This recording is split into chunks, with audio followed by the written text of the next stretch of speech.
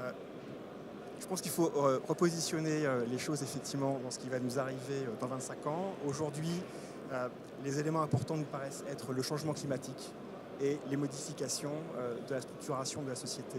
Ce sont les deux acteurs principaux du changement de la copropriété pour nous dans 25 ans et la manière dont la société, dont l'architecture qui va traduire spatialement l'organisation de la société vont être modifiées. D'un point de vue du changement climatique, ça, on le connaît déjà dans les copropriétés aujourd'hui. On a besoin simplement de rénover au fur et à mesure son patrimoine. Mais aujourd'hui, ça va se déployer d'une manière beaucoup plus importante dans les années qui vont venir.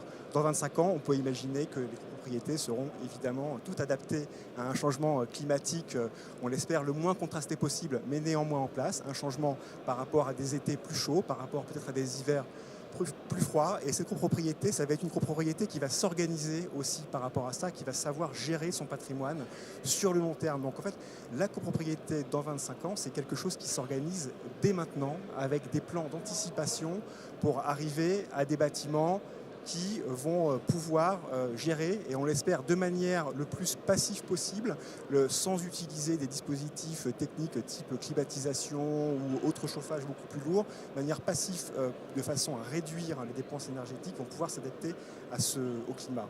L'autre point, à mon avis, à apporter au débat, c'est l'allongement de la durée de vie des concitoyens et des habitants de la copropriété. Et on voit de plus en plus, en fait, étant copropriétaire également, les espaces de vie dans les copropriétés sont de moins en moins bien organisés au changement de cette société-là.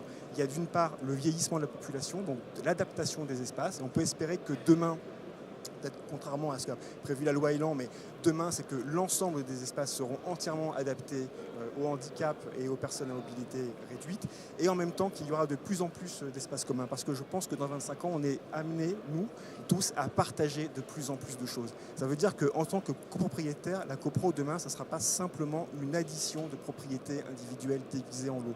Il y aura peut-être effectivement des espaces qui seront privatifs, mais il y aura des espaces qui seront de plus en plus mis en commun, que ce soit des espaces notamment pour les mobilités. Alors ça, c'est simple sur les bâtiments qui vont être en construction aujourd'hui. Il va falloir réadapter les bâtiments existants aux nouvelles mobilités, que ce soit les mobilités actives, vélo, etc., mais aussi aux mobilités électriques. Donc là, il y a effectivement une reconfiguration du patrimoine existant. Après, je pense que dans 25 ans, ça, on peut l'espérer. C'est ce que je disais juste avant de commencer le débat. Moi, aujourd'hui, quand j'ai ma réunion de syndic, c'est la croix et la bannière. Et j'espère que dans 25 ans, les réunions de syndic seront des choses vraiment dans lesquelles on aura tous le sentiment d'être propriétaire en commun et d'avoir quelque chose de riche dans les mains qu'on a envie d'améliorer. C'est-à-dire que le syndic soit vraiment un partenaire et qu'on ait un ensemble d'acteurs qui prévoient avec les copropriétaires un avenir cohérent et homogène de ces copropriétés. Et enfin, donc, une copropriété, on l'espère aussi, plus solidaire, avec des espaces et des lieux de sociabilisation pour l'ensemble des copropriétaires. Bah, écoutez, vous avez très bien répondu en première approche, parce qu'on va revenir vers vous, au sujet qui vous était confié.